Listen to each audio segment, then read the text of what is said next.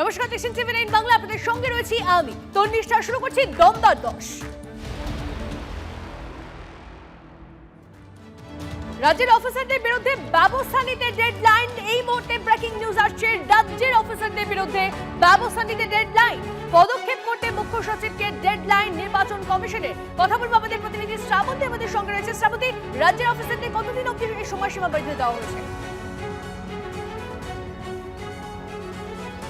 তনিষ্ঠা, গতকালই মুখ্য সচিব নন্দিনী চক্রবর্তী তিনি যখন যান কমিশনের রোষের মুখে তাকে পড়তে হয় কেন গড়িমসি হচ্ছে এই অফিসারদের বিরুদ্ধে পদক্ষেপ নিতে, সেই প্রশ্নের মুখে পড়তে হয় রাজ্যের মুখ্য সচিবকে।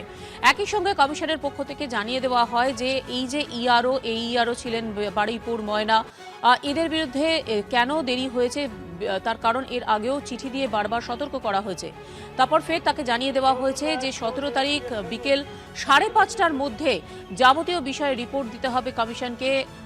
কমপ্লায়েন্স রিপোর্ট যেটা রয়েছে রাজ্যের পক্ষ থেকে কি ব্যবস্থা নেওয়া হয়েছে এদের বিরুদ্ধে সেটাই জানিয়ে দিতে বলা হবে।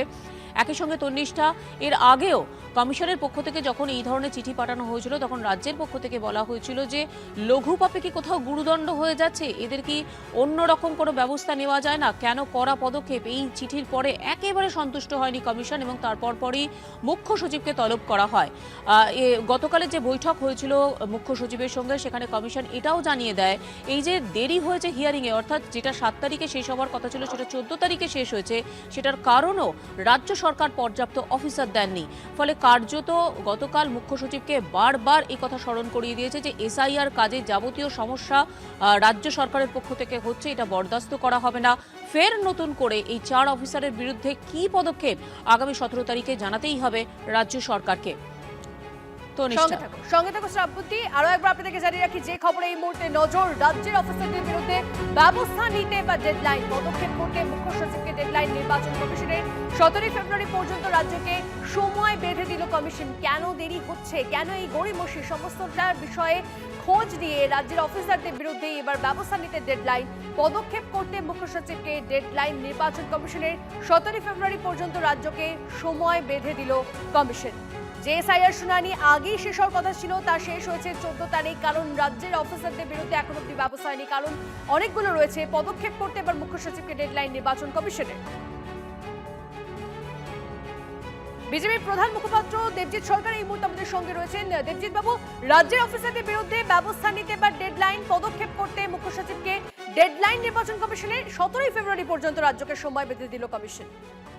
এরকম লাইফলাইন, ডেডলাইন, লাইন সবকিছু আমরা দেখেছি। আমরা আর এসবে আগ্রহী নই। সাধারণ পশ্চিমবঙ্গের বাঙালি আর এইসব নিয়ে ভাবছে না। কোন রকম ভাবে এইসব যে নির্দেশ দিল্লি থেকে আসে সেগুলোকে কাঁচকলা দেখিয়ে বাকি কাজ এই সরকার, তৃণমূলের সরকার নিশ্চিন্তে করে যাচ্ছে। যারা এই জিনিস করছে, জ্ঞানেশ কুমারকে বুঝতে হবে যে এখানে সংবিধানটাই নেই, সুতরাং সাংবিধানিক ডেডলাইনের এখানে কোনো দামই নেই। এখানে যারা এই কাজ করছে তাদেরকে অন্যভাবে, অন্য সাংবিধানিক প্রাবধান অনুযায়ী তাদের ব্যবস্থা নিতে হবে। আর যাই হোক না কেন, এবারে তো এসআইআর শেষই হতে চলল, সামনে ভোট।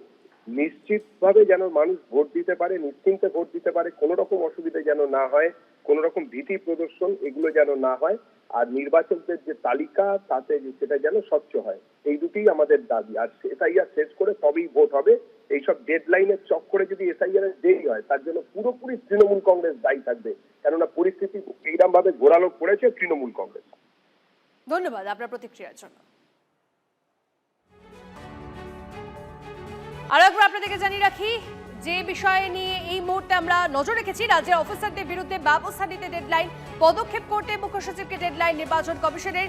17 ফেব্রুয়ারি পর্যন্ত রাজ্যকে সময় বেঁধে দিল কমিশন। এই নিয়ে আমরা কথা বলছিলাম বিজেপি মুখপাত্রের সঙ্গে এবং তারও বক্তব্য যে এই যে এতটা দেরি হয়েছে তার জন্য দায়ী তৃণমূল সরকার। এই সরকারকে, এই দলকেই তিনি নিশানা করলেন, এমনটাই বক্তব্য তিনি রাখলেন, এমনটাই কথা বলছিলাম আমরা তার সঙ্গে। এবং আপনাদেরকে জানিয়ে রাখি রাজ্যের অফিসারদের বিরুদ্ধে ব্যবস্থা নিতে এবার ডেডলাইন।